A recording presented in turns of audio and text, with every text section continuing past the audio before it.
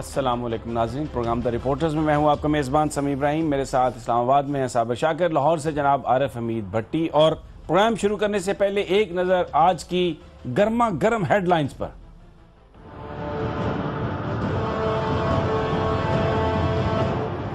साबित हो गया मरियम नवाज ही नेस्कॉल और नीलसन कंपनियों की असली मालिक हैं। तहरीक इंसाफ ने नए सबूत अदालत में जमा करा दिए।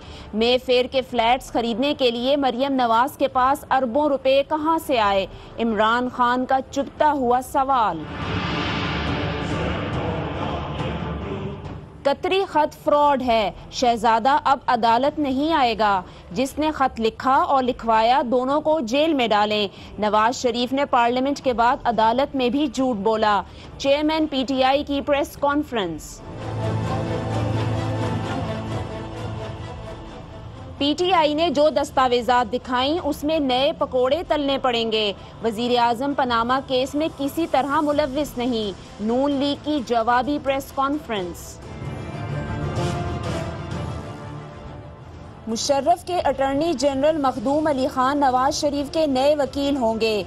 सलमान अकरम राजा हुसैन नवाज की वकालत करेंगे। सलमान अकरम राजा पहले तो कहते रहे सबूत शरीफ खानदान को देना पड़ेंगे। क्या सलमान राजा हुसैन नवाज के वकील बनने के बाद भी यही कहेंगे जो पहले कहते थे? मुकदमे से अलहदा होने वाले वकील की ईमेल, कहते हैं शुक्र है मुकदमा किसी और को दे दिया।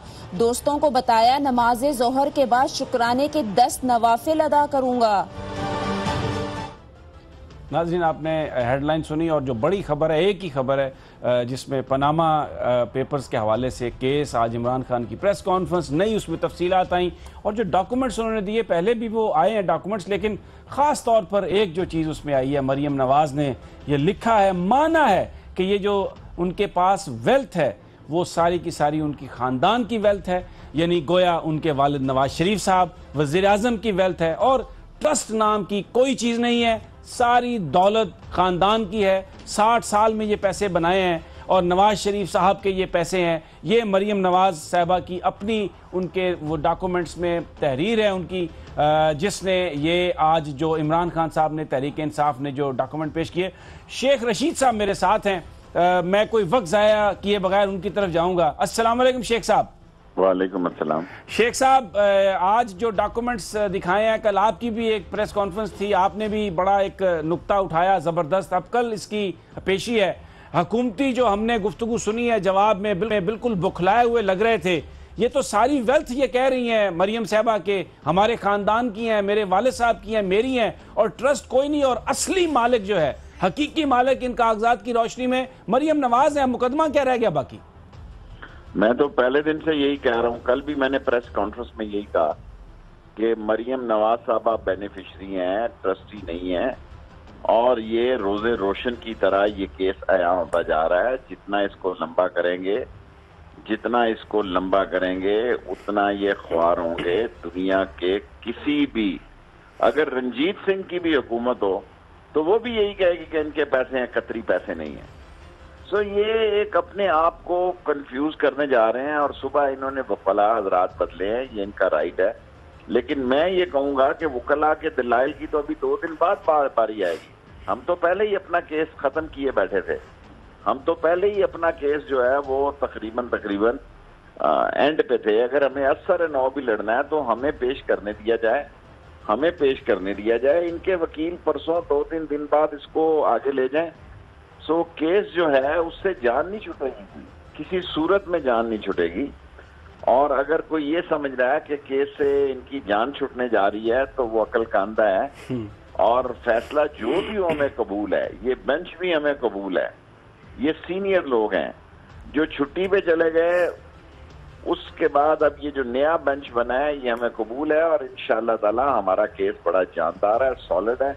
दुनिया में कोई एक शख्स ऐसा नहीं है जो ये कहे कि पनामा लीक्स जो है वो गलत है। एक शख्स, एक रिस्पॉन्सिबल आदमी ऐसा नहीं है जो ये कहे कि ये गलती थी। शेख साहब, आप के जो आर्गूमेंट्स हैं और आपका मौक़िफ़, यानी कि पिटिशनर्स का, आपका पीटीआई का, वो बदलेगा, या जैसे मुस्लिम लीग नवाज यानी कि शरीफ फैमिली अपने वकील भी बदल रहे हैं और उनका मौक़िफ़ भी मेरा ख्याल है कल एक मुख्तलिफ मौक़िफ़ लेके वो सामने आएंगे, नई वकला की टीम होगी? देखिए, मेरी एक ही डिफरेंस है पीटीआई के साथ। मैं अगर कमीशन भी बना तो इसमें पेश होऊंगा जी। पीटीआई जो मर्जी फैसला करे या उसने जो मर्जी फैसला किया है या कोर्ट में उन्होंने कहा कि वो बाइकाट करेंगे, अब वो क्या करते हैं उनको पता होगा। मैं ये कोर्ट में कह चुका हूं कि मैं कमीशन के बनाने का हामी नहीं हूं, लेकिन अगर कमीशन बना, शेख रशीद कमीशन में भी पेश होगा और पनामा लीक की जान नहीं छोड़ेगा जब तक कि उसको अंजाम पे नहीं पहुंचाएगा और इंसाफ पे मबनी फैसला नहीं आ जाएगा। शेख साहब, पहले तो ये कहा जा रहा था मखदूम जावेद हाशमी मैदान में उतरे हुए हैं और वक्तन फ़वक्तन कहा जाता है कि पीछे एस्टेब्लिशमेंट है सारे मामलात के। जब भी हुकूमत पे मुश्किल वक्त आता है तो उसके पीछे वो कहते हैं एस्टेब्लिशमेंट है। तो अब क्या कहेंगे वो? यही तो मसला है। अब तो मेरा ख्याल है किसी के पास कहने के लिए कुछ नहीं है। अब तो बिल्कुल फ्रेश सारी अपॉइंटमेंट्स हैं और सारी काबिल एहतराम है। बाकी जो जवेद हाशमी ने कहा, मैंने लाहौर कहा था कि इमरान खान को उसको नोटिस नहीं लेना चाहिए। अब इमरान खान जाने और वो जाने। मैं तो ये समझता हूँ कि कोई ना जुडिशल कू हो रही थी ना जुडिशल मार्शल था। जिनको पता है वो बेहतर इसके बारे में बात जो कर रहे हैं। मेरे ख्याल में मेरे नोटिस में तो कोई बात नहीं थी, लेकिन इमरान खान को इसका नोटिस नहीं लेना चाहिए था और खामखा एक इशू बनाना, ये उनकी गवर्नमेंट की एक सोची समझी स्कीम है, उसमें हमें नहीं खेलना चाहिए। बहरहाल मैं सुबह कोर्ट में तो यही कहूंगा जी कि मेरा केस आज ही सुना जाए। ठीक है भट्टी साहब, आइए सवाल। भट्टी साहब। बिस्मिल्लाहिर्रहमानिर्रहीम। शेख साहब, माजी की रवायत है कि अमूमन मुस्लिम लीग नून के खिलाफ कोई इतनी नहीं आता, लेकिन इस इशू पे पूरी कौम जान चुकी है कि फैक्ट्स क्या है। आप क्या समझते हैं, अगर अदालत उज़्मा रोजाना हेयरिंग करे तो कितने दिन में इसका फैसला मुतवक्को हो सकता है? 1 हफ्ते में। मेरा तो एक लेटर है, शॉर्ट स्मार्ट SSS का मेरा केस है। मैंने 2 कागज लगाए हैं कि बेनजीर और मरियम नवाज बेनिफिशरी हैं और उस कागज। तो आप क्या समझते हैं कि नवाज शरीफ साहब अदालत के फैसले को तस्लीम करेंगे? माजी में तो उन्होंने अदालतों के फैसलों को तस्लीम करने की बजाय उन पर चढ़ाई की रवायात रही है उनकी। वो और वक्त था, ये और वक्त है। बेशक जितने मर्जी खुश हों, एक दफा जो यहाँ से ठप्पा रिजेक्टेड का लग गया ना जी, ये ठप्पा फिर रिजेक्टेड का लग जाएगा। अगर वो ये समझते हैं कि इंसाफ को वो खरीद सकते हैं और वो इंसाफ को मुंह चढ़ा सकते हैं, आज का दौर जस्टिस सज्जाद का दौर नहीं है। इसके हालात मुख्तलिफ होंगे। वो अपनी टीम बदल रहे हैं, वो अपने और मामलात बदल रहे हैं, लायर्स की जो मर्जी बदल रहे हैं। ये एक जिंदा जावेद हकीकत है कि मरियम नवाज ही बेनिफिशरी हैं मेफेयर फ्लैट्स की। शेख साहब, आखिरी सवाल आपसे, क्या आप समझते हैं कि बात इतने हकायक आ गए हैं पनामा इशू पर कि नवाज शरीफ रिजाइन भी दे सकते हैं कोर्ट हेयरिंग से पहले के पूरे खानदान को रुसवाई से बचाने के लिए? जितनी रसवाई हो चुकी है इतना बोला नहीं है कि वो रिजाइन देगा। उसको पता है कि मैंने जेल में जाना है। अगर ऐसा काम करेगा तो वो जेल में जाएगा। असल मसला ये है कि कौम मायूस हो गई है, कौम पार्टिसिपेट नहीं कर रही कौमी मामलों में। कौमी क़यादत इतनी मकरू और उनकी सोच इतनी जंग आलूद और गंदी और परागंदी हो चुकी है कि कौम ने कौमी मामलात में हिस्सा लेना छोड़ दिया। जिस मुल्क का वजीर आजम 0 टैक्स देता हो, जिस मुल्क का वजीर आजम 5,000 रुपया इनकम टैक्स देता हो, तो फिर उसके 42% 2 पछवाड़े नहीं दाखिल करते, जाओ जो कुछ करना है कर लो। सो ये मुल्क स्टेक पे लगा दिया इन लोगों ने अपनी हुकूमत बचाने के लिए, अपनी कमीशन खाने के लिए। लेकिन कोई अगर ये समझ रहा है कि सभी अच्छा है, तो मेरा ख्याल है सभी अच्छा नहीं है, सभी अच्छा नहीं है। अभी इसमें बहुत सारे मामलात हैं और मुझे पूरा यकीन है कि हम इंसाफ पे केस लड़ेंगे। इन हमारा केस सॉलिड है, हकीकत पे मबनी है। फैसला चाहे जो मर्जी भी हो, हम कौम के सामने सुरखरू होंगे, ये कौम के सामने जलील और रुसवा होंगे। शेख साहब, आपने दो बातें की हैं। आपने ये कहा कि अगर पीटीआई से आपका एक ही पॉइंट पे इख्तलाफ है, अगर कमीशन भी बना तो आप कमीशन में जाएंगे। दूसरी आपने बात की है कि कौम कौमी मामलात में हिस्सा नहीं ले रही। सवाल मेरा यह है कि जो जस्टिस फायज ईसा कमीशन की रिपोर्ट के साथ हुआ, जो जस्टिस बाकिर नजफी की रिपोर्ट के साथ हुआ, उसके बाद आप समझते हैं कि कोई कमीशन की रिपोर्ट अगर आएगी भी तो उस पर कोई अमल दरामद होगा? और दूसरा, कौम मायूस तो इसीलिए हो रही है कि ये जो सारे रिपोर्ट्स आई हैं, ये सारी जो बातें हुई हैं, उस पर कुछ भी नहीं हो रहा। तो फिर कौम मायूस नहीं होगी तो और क्या होगा? फिर उसका नतीजा खूनी होता है, उसका नतीजा हादसा होता है। चंद सरफिरे जो है सारे निज़ाम को तेज नेस कर देते हैं, और ये सरफिरे हर महकमे में होते हैं, अवाम में भी होते हैं, ख्वास में भी होते हैं। और वो सरफिरे जो होते हैं अफवाहों की इज्जत में जितना मुल्क आया हुआ है, आज जो सोशल मीडिया इस मुल्क में थू थू कर रहा है, मेरा ख्याल है लोगों को अपनी इज्जत अगर नहीं बचवानी, अगर वो कतरियों के हाथों अपनी इज्जत उन्होंने खराब करनी है, लेकिन इस मुल्क को रुसवा ना होने दें। मुल्क की इज्जत बड़ी रुसवा हो रही है। लोग हमें किराए के लोग समझते हैं, लोग हमें कमीशन के लोग समझते हैं, लोग हमें बहुत थर्ड ग्रेड लोग समझते हैं, और उसकी वजह यह है कि हमारी क़यादत की कोई इज्जत नफ्स ही नहीं है। पैसा फेंक और तमाशा देख की फिल्म लगी हुई है। शेख साहब, कल वज़ीर आज़म के जो वकला हैं वो सबसे पहले तो 2 हफ्ते का टाइम मांगेंगे। वो कहेंगे कि हम नए आए हैं तो 2 हफ्ते का टाइम दिया जाए, तैयारी करनी है। और दूसरा जो मेरे पास इत्तला है वो अब पूरी कोशिश होगी कि वज़ीर आज़म नवाज़ शरीफ साहब की तरफ से मखदूम अली खां पेश होंगे तो वो ये कहेंगे कि चूँकि पनामा में वज़ीर आज़म का नाम नहीं है, इसलिए आप इस पेटिशन से वज़ीर आज़म को तो करें फारिग, बाकियों के जो नाम हैं उनका केस बाकी वकला जो है वो आगे चलाएंगे। देखें, मैं तो खुद केस लड़ रहा हूं और अल्लाह मेरा वकील है, जो मर्जी कर लें। 20 करोड़ लोगों में नून लीग के लोग ये मानने के लिए तैयार नहीं है ये कतरी शहजादे का माल है। और जो मामलात आप कल अदालत में देखेंगे, परसों देखेंगे, तब जो मर्जी कर लें, एक सच जो है वो रोजे रोशन की तरह आया है कि नवाज शरीफ का माल है, हमारा माल है, हमारी कमीशन का माल इकट्ठा किया गया है, और कहां कहां कन्वर्ट हुआ है, कहां कहां शिफ्ट हुआ है। ये लोग जमहूरियत के लिए मुसलसल खतरा हैं। जमहूरियत कोई नहीं लोगों से खतरा है, डाकुओं से, लुटेरों से, बेईमानों से, कमजरफों से, नाहलों से, नलायकों से, नकम्मों से। क्योंकि ये अपने माल बनाने के लिए जो आदमी एक दफा बेईमान होता है वो 100 दफा बेईमान होता है। जो आदमी मुल्क के राज जो है वो डॉन लीग जैसे मामला जो है उसके लिए कोई मायने नहीं रखते, क्योंकि इन्होंने माल बनाया हुआ है। सुपर पावर्स को पता है कि इनके कहां कहां पैसे हैं। ये जो लोगों में फैलाते हैं कि फलाने भी हमारे आ गए और फलाना भी हमारा आ गया, फलाना भी हमारा आ गया, इसका अंजाम बुरा होगा जी। लोग नफरत की निगाह से देख रहे हैं उन तमाम लोगों को जो जिनके हाथ हुकूमत के साथ गंदे और पराकता हो रहे हैं। डॉन लीग्स के बाद शेख साहब आज वज़ीर आज़म सेक्रेटेरिएट में एक अहम मीटिंग हुई है जिसमें आर्मी चीफ भी थे, DGI भी थे और बाकी जो सिविल साइड से भी थे। तो इसको आप कैसे देखते हैं? मुझे नहीं मालूम कि इन्होंने क्या करना है। डॉन लीग्स का कहते हैं कि और टाइम ले रहे हैं। असल सबूत अदारों के पास हैं जी। लोगों को पता है कौन कितना मुजरिम है। कोई हाथ ना डाल सके तो फिर अदारों पे मैं दुआ ही कर सकता हूँ कि अदारों की खुशहाली, तरक्की और नेकनामी की। लेकिन मैं ये मानने के लिए तैयार नहीं कि पाकिस्तान के अदारों को पता नहीं कि इसमें असल मुजरिम कौन है, और बिल आखिर ये अपने अंजाम को पहुंचेंगे। हालात वाकयात वेट एंड सी करें, कोई मसला नहीं है, इंशाअल्लाह अल्लाह बेहतर करेगा। भट्टी साहब जी, भट्टी साहब। शेख साहब, गुजारिश ये है कि आप समझते हैं आप नवाज शरीफ को वैसे क्या मशवरा देंगे इन हालात में? वो खुद रिजाइन दे दें किसी और आदमी को ताकि जमहूरियत भी बच जाए और करप्शन भी बेनकाब हो जाए। आप नवाज शरीफ को मशवरा देना चाहेंगे कि अपनी जमात में से किसी अहल आदमी को ले आए जिसपे करप्शन का एलिगेशन ना हो? बड़ा मुश्किल है। अपने भाई को नहीं लाएगा, मैं उसको मशवरा देता हूँ, डटा रहेगा, अपने अंजाम को पहुंचेगा। मैं नहीं समझता कि लोग जितने बदजन हैं और लोग नफरत के जिस मेयार पे पहुंच चुके हैं। Accident happens when driver drive foolishly, और ये हुकूमत को फुलिशली चला रहे हैं। किसी हादसे से खुद दो चार हो सकते हैं, या कोई हो सकता है, या कोई कर सकता है।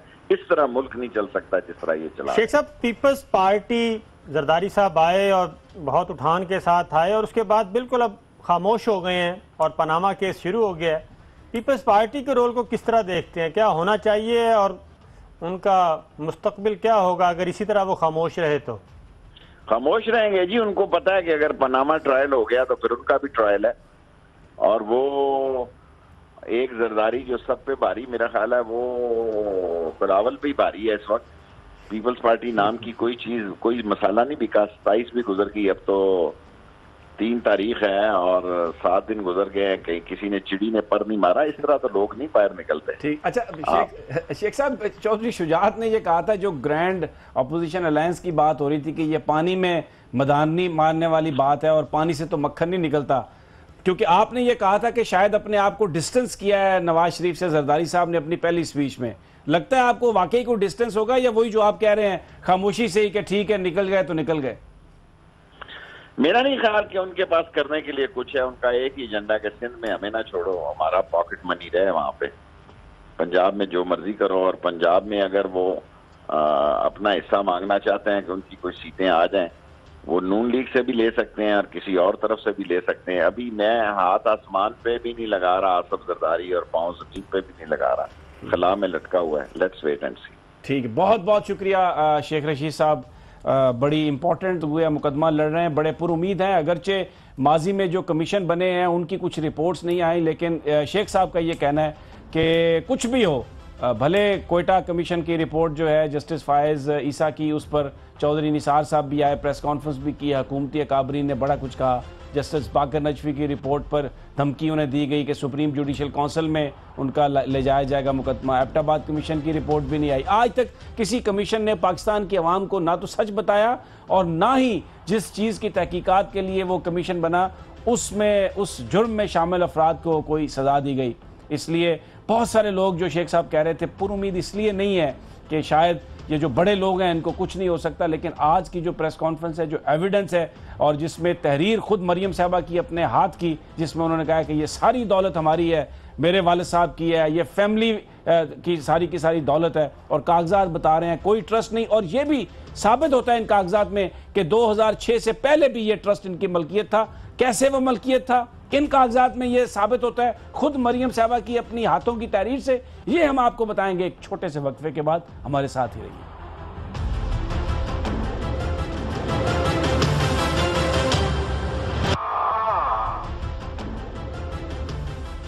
वेलकम बैक नाजरीन। ये मेरे हाथ में डॉक्यूमेंट्स का पलंदा है। ये पलंदा कोई पाकिस्तानियों ने नहीं बनाया, ये फाइनेंशियल इन्वेस्टिगेटिंग एजेंसी है FIA, लेकिन इसे आप पाकिस्तान की FIA मत समझे, वो तो इस तरह की बात बता ही नहीं सकती। ये वर्जिन आइलैंड की फाइनेंशियल इन्वेस्टिगेशन एजेंसी है, जिन्होंने मुख्तलिफ सवाल किए और उनके जवाबात में ये पता चला कि ये जो नीलसन एंड नेस्कॉल, जो 2 कंपनियां उन फ्लैट्स को ओन करती हैं लंदन में, उसकी असली और हकीकी मालिक, वो एक वर्ड होता है असली या नकली, असल मालिक जो है असली, वो मरियम नवाज साहबा हैं। लेकिन मरियम नवाज साहबा ने तो हमेशा इसके बारे में कुछ और ही कहा। आइए आपको वो सुनवा दें जो वो क्या कहती रही हैं। सेंट्रल लंदन में प्रॉपर्टीज तो दूर की बात है, मेरी पाकिस्तान में भी कोई प्रॉपर्टी नहीं है। मैं अपने वालिद के साथ रहती हूँ और मुझे समझ नहीं आई कि मेरी और मेरी वालदा की और बहन भाइयों की प्रॉपर्टीज ये कहाँ से निकाल के ले आए हैं। ये अगर इस बात को प्रूफ करते हैं तो मैं आप जो भी मैं मानने को तैयार हूँ, ठीक है कि ये जो बिल्कुल कह रहे हैं सही कह रहे हैं। भट्टी साहब, आपने मरियम साहबा का सुन लिया, क्या वो फरमा रही थी? और ये कागज जो बता रहे हैं इसमें तो बिल्कुल ये लिखा हुआ है कि हकीकी जो मालिक हैं और असली जो है, और ये कोई ट्रस्ट वगैरह नहीं है, बिल्कुल वो ही हकीकी की इसकी ओनर है, इसकी बेनिफिशियल है। अच्छा समी साहब, गुजारिश है इमरान खान साहब को एक क्रेडिट दे, अदालत जो फैसला बेहतर करेगी, जो सबूत समझेगी वो ही करेगी। लेकिन इमरान खान ने इस 20 करोड़ आवाम समेत दुनिया को बता दिया है कि करप्शन एक जुर्म है और जो आदमी उसके पीछे जद्दोजहद करे रिजल्ट निकलता है। मैं इससे हटके कहावत है बड़ी मशहूर है, गाँव में चौधरी ना पंचायत लगा के बैठा हुआ था, इर्द गिर्द लोग उसकी खुशामद कर रहे थे। अचानक उसका एक कमी आया और उसने आके कहा कि चौई साहब चौधरानी कार नहीं हैगी। वो थोड़ी देर बाद चले गया, चौधरी परेशान हो गया, रंग उड़ गया, इधर उधर के करीबी साथी भी, ये धमाल चौधरी वगैरह सारे परेशान हो गए। थोड़ी देर बाद मेरा ख्याल है किसी के उसके वकील ने जाके उसको कमी को कहा, दोबारा जाके कहा चौधरानी का आ रही है। वो दोबारा उसने आगे कहा तो चौधरी के पास वो फिर भागा, कमी आया और उसने कहा नहीं जी चौधरानी किधरे नहीं सी गई, चौधरानी तो घर ही है। तो उन्हें क्या बेड़ा गर्क हो तेरा, पूरे पिंड नूं तो तू दसदा है कि भूतने दिया।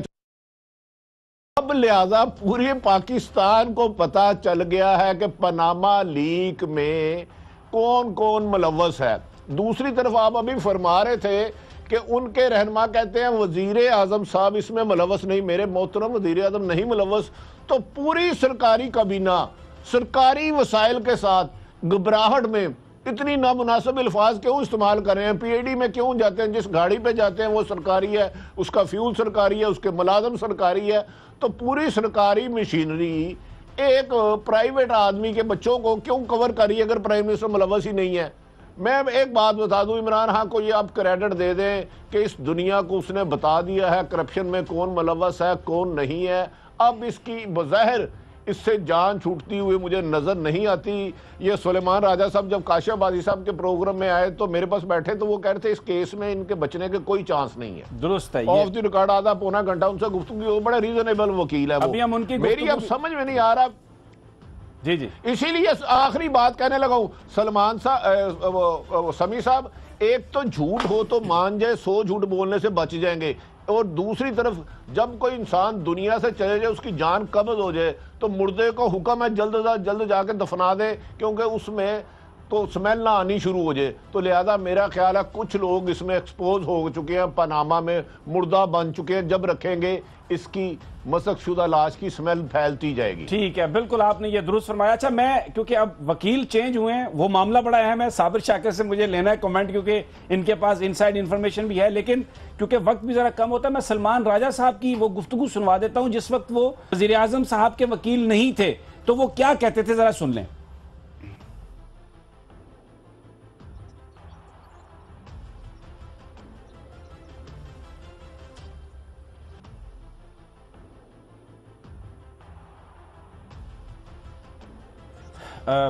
मुझे लगता है कि वो आवाज़ जो है वो दब गई है, जाहिर है इतना भारी भरकम केस है। अच्छा, अगर वो आती है ऑडियो तो आपको वो सुनवा देते हैं कि क्या वो ऑडियो थी। लेकिन साबिर, जो आज इंपॉर्टेंट बात है जिस पे आप ज़रूर मैं चाहूँगा आप कमेंट करें। एक वकील ने ईमेल भी की जो मुकदमे से हट गए हैं, जिसमें उन्होंने शुक्रिया अदा किया कि हालांकि मैं मुकदमे से हट गया हूँ, और ज़ाहिर है नेक तवक्कुआत का, ख्वाहिशात का भी इज़हार किया। लेकिन ये एक बड़ा ऐसा मुकदमा है जिसकी फ़ीस बड़ी भारी भरकम थी, कोई वकील फ़ीस छोड़ता नहीं। और मुझे एक दोस्त ने बताया कि उनकी वकील साहब से गुफ्तगू हुई, उन्होंने कहा भाईजान जोर की नमाज के बाद मैंने 10 नफल पढ़े हैं शुक्राने रे कि खुदा दा शुक्र है ऐ जरा मुकदमा मेरे को चला गया। क्यों वो क्यों परेशान है सारे के सारे? हालांकि इसमें तो बड़ी फ़ीस है। वकील जो तब्दील किए ना उसकी 2 वजूहात हैं।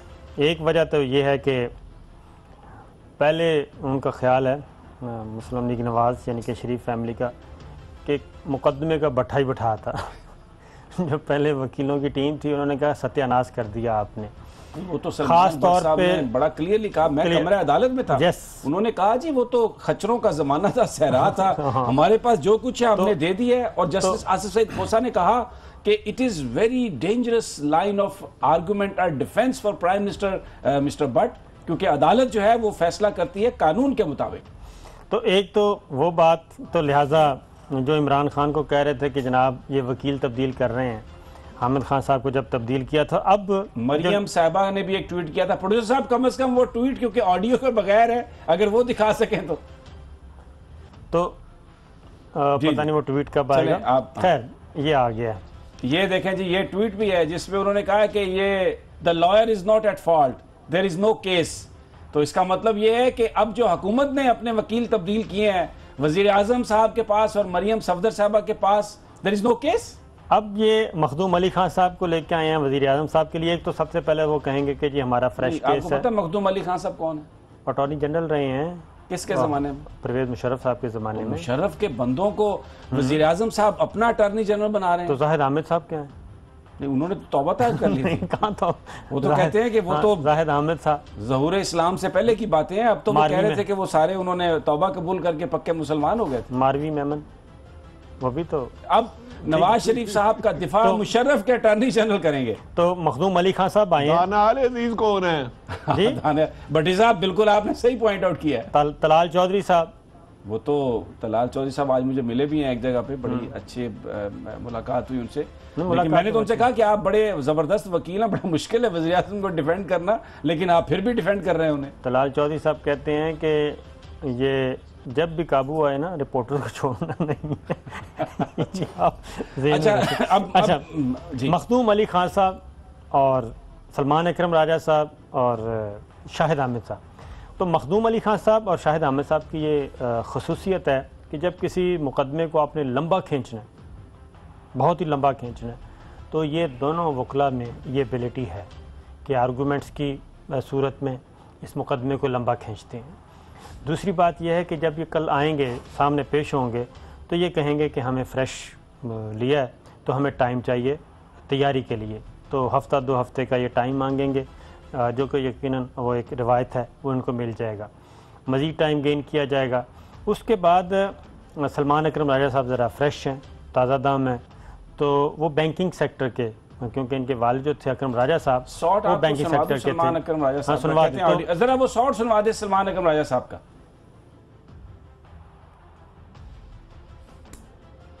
देखिए, बारे सबूत ऐसे मुकदमात में बदलता रहता है, लेकिन यहाँ बड़ी वजाहत से सुप्रीम कोर्ट ने शुरू में यह किया जब हजरत उमर की मिसाल दी और कहा कि जो सरबराह है मुमलिकत का, उस पे ये वाजिब है कि वो शफाफियत अपने हवाले से जो है उसको जाहिर करे। तो एक तरह से सुप्रीम कोर्ट ने अपनी सवाबदीद में ये बारे सबूत जो था वज़ीर आज़म साहब और उनके ख़ानदान पर डाल, वज़ीर आज़म के ख़ानदान पर डाल दिया। अच्छा, अब एक और शॉट है जिसमें ये कह रहे हैं कि बारे सबूत जो है वो है वज़ीर आज़म साहब पर है, नवाज शरीफ साहब पर है। सुनवाएं। अगर प्रोड्यूसर साहब, क्योंकि ब्रेक पर जाना है, वो थोड़ा सा कोई टेक्निकल इशू भी है, वो कह रहे हैं कि हम कोशिश करते हैं, लेकिन वो कहा उन्होंने भी, वो भी सुनवा देंगे उसके बाद। अच्छा, तो बात यह है कि ये तो है, वकला तो चलें ठीक है जी, नए आ गए, लेकिन पीटीआई और शेख रशीद साहब वो तो अपने मौक़िफ़ पे कायम है, बल्कि वो मज़ीद एडिशनल सबूत के साथ आएंगे। असल चीज़ है कि जो सामने बेंच बैठा है 5 मेंबर्स, तो जस्टिस आसिफ सईद खोसा साहब अब उस बेंच को हेड कर रहे हैं, सीनियर मोस्ट हैं और आइंदा के चीफ जस्टिस हैं। अपना मियाँ साकिब निसार साहब की रिटायरमेंट के बाद वो होंगे। उसके बाद उनसे अगले हैं जस्टिस एजाज अफसल साहब, वो भी सीनियर मोस्ट हैं। फिर जस्टिस गुलजार साहब हैं, वो भी जस्टिस खोसा साहब के बाद चीफ जस्टिस बनेंगे। तो जस्टिस अजमत सईद और जस्टिस एजाजुल अहसन 3 मेंबर्स इस बेंच में वही हैं जिन्होंने पहले मुकदमा सुना, और जस्टिस अजमत सईद, जस्टिस एजाजुल अहसन साहब और जस्टिस आसिफ सईद खोसा साहब, इन्होंने क्वेश्चन भी फ्रेम किए थे। इन्होंने कहा था कि ये इन सवालों के जवाब लेके आएँ। वो तो मौजूद है पहले से और उनके पास पिछला रिकॉर्ड भी मौजूद है। अब ये तो नहीं हो सकता कि वज़ीर आज़म साहब के वकील, नए वकील ये जाके कहें कि जनाब जो पीछे कह के गए हैं सलमान भट्ट साहब, उनको हम ओन नहीं करते, वो पॉसिबल नहीं है, वो तो रिकॉर्ड का हिस्सा है, अदालत के रिकॉर्ड का। इसी तरीके से बाकी वकला भी जब जाएंगे तो वो भी ये बात इसी तरह, अगर उन्होंने ये बात करने की कोशिश की कि जी पिछले से हमारा कोई ताल्लुक नहीं है, लेकिन वो रिकॉर्ड का हिस्सा है। दुरुस्त है। यहाँ पर मुझे एक ब्रेक लेनी है। भट्टी साहब, ये बड़ी बात है वकला की तब्दीली की, जो शॉर्ट नहीं हम अभी सुनवा सके किसी टेक्निकल वजह से, वो भी सुनवाने की कोशिश करेंगे। बहुत सारी ऐसी चीज़ें हैं जो इस वक्त हुकूमती प्रोपेगेंडा मशीनरी उसको स्प्रेड कर रही है, और जैसे भट्टी साहब ने पॉइंट आउट किया था, हुकूमती वसाइल को इस्तेमाल किया जा रहा है मुस्लिम लीग नून के दिफा के लिए। नवाज शरीफ साहब ज़ाती हैसियत में अपना दिफा कर रहे हैं, और जो PID से इंफॉर्मेशन आ रही है, जो सरकारी एजेंसीज भी इंफॉर्मेशन दे रही हैं, उसमें PMLN यूज़ किया गया। आपको वो स्क्रीनशॉट भी दिखाएंगे, लेकिन सब एक छोटे से वक्फे के।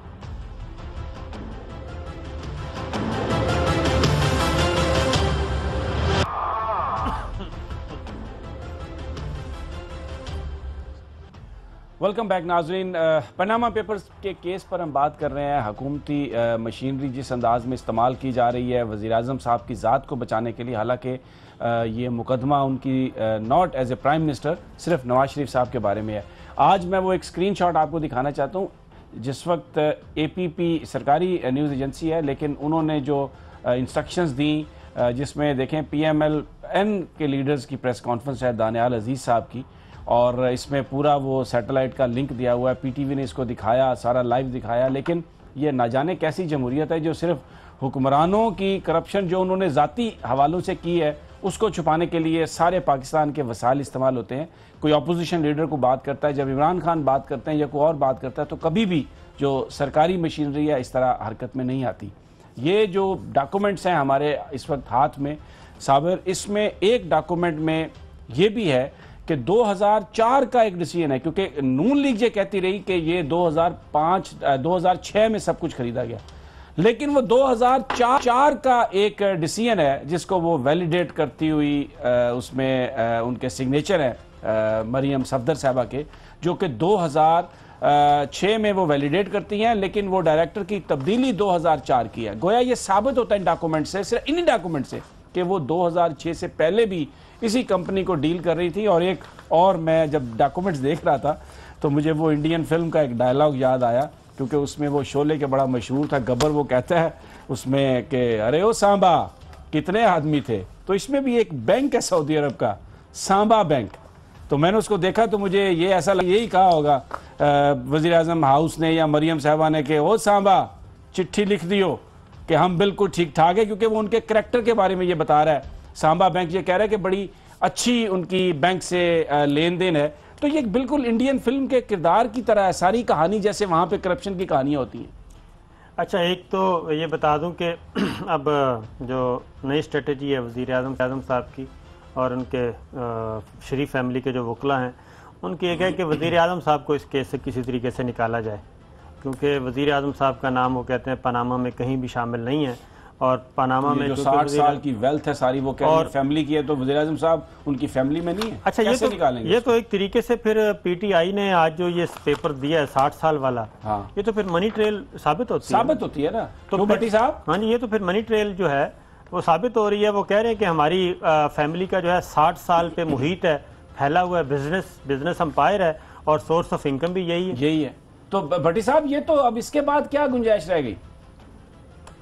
समी साहब देखें, इस केस में इतना शफाफियत आ गई है कि इसमें मुस्लिम लीग नून के हमारे काबिल एहतराम रहनुमा भी मिलते हैं।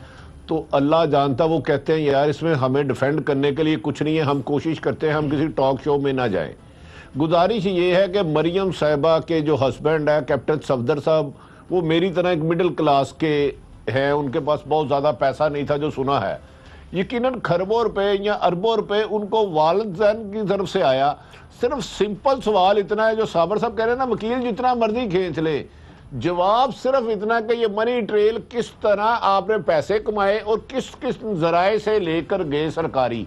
अगर मनी लॉन्ड्रिंग करते हैं तो उसका सबूत कोई नहीं होता, वो तो नाजायज तरीके से ले जाते हैं, हम कस्टम वालों से मिलते हैं, पैसे ले जाते हैं। अगर बैंक ट्रेल दे देंगे जी इस बैंक में जमा कराए, यहाँ से यहाँ गए, वहाँ इस सन में हमने इतना टैक्स दिया, तो बात क्लियर है। वकील इसको जितना मर्जी खींच ले। मेरा ख्याल है अदलिया और कौम को हकायक खासे हद तक पहुँच गए हैं। लेकिन मैं एक गुजारिश करने लगूँ, मुस्लिम लीग नून में अब ये बातें बहुत ज़बान ज़दे आम हो गई है कि वो कह रहे हैं कि भाई ये वो जो मोहतरमा थी मरियम, इसका इंटरव्यू किसने दिलवाया जिसने 2011 में कहा कि मेरी कोई प्रॉपर्टी नहीं है, और हुसैन नवाज का इंटरव्यू किसने मैनेज किया, वो उसको कोस रहे हैं। एक मिनट रह गया, मैं साबर साहब का कमेंट ले लूं। जी साबर। अच्छा, ये जी अपना सांबा फाइनेंशियल ग्रुप जो है, हाँ, वो ये कह रहे हैं कि मरियम साहिबा जो है वो तो 2002 से हमारी क्लाइंट है। उनकी क्लाइंट है 2002 से। ये लेटर है, लेटर है, यही तो है। ये 2002 चिट्ठी लिख दी हो कि बिल्कुल मेरा फाइनेंशियल बैकग्राउंड ठीक है। तो ये तो 2002 तक चली जाती, तो फिर मुझे नहीं समझ आती कि मरियम साहिबा ने वो टीवी पे आके ये बात क्यों की थी कि जनाब अगर कोई साबित हो जाए तो मैं ये कर दूंगी, मैं माफ़ी मांग लूंगी। तो इससे तो लगता है कि चीज़ें कुछ गड़बड़ होने की तरफ जा रही हैं। इसी तरीके से आज जो, अच्छा एक और बात आज मज़े की हुई है, इमरान खान और उसके वकला ने तो ये पेपर्स जो हैं ये सबमिट कर दिए। तो ये पब्लिक एक डॉक्यूमेंट है, पब्लिक प्रॉपर्टी है। लेकिन उसके बाद जो सरकारी प्रेस कॉन्फ्रेंस हुई है सरकारी इमारत में, उसमें तो उन्होंने कहा जी कि जुडिशरी को दबाव में लाने के लिए ये सारा कुछ किया जा रहा है। और अगर वो प्रेस कॉन्फ्रेंस जुडिशरी को दबाव में लाने के लिए, तो फिर ये अपना डीए ने और जुबैर साहब ने और इन्होंने जो प्रेस कॉन्फ्रेंस की है वो, मैं यहाँ पर क्योंकि प्रोग्राम भी ख़त्म करना है साबर, लेकिन सिर्फ इतना कहूँगा कि अगर जज साहब कोई बुलाएं तो मैं आके उन्हें बयान कर सकता हूँ कि किस तरीके से मुस्लिम लीग नून का जो सेल है या उनके लोग हैं वो ये जो नए वकला की तकर्री है किस तरह उसको बयान कर रहे हैं और जुडिशरी को किस तरह मलाइन करने की कोशिश कर रहे हैं। हमें जुडिशरी पर इत्मीनान है, हम स्क्रीन पर कुछ नहीं कहेंगे, लेकिन सिर्फ इतना कहता हूं कि अगर चीफ जस्टिस साहब बुलाएंगे तो हर वो चीज़ उनके सामने बताने के लिए तैयार हूं। इजाज़त दीजिए, कल फिर मुलाकात होगी।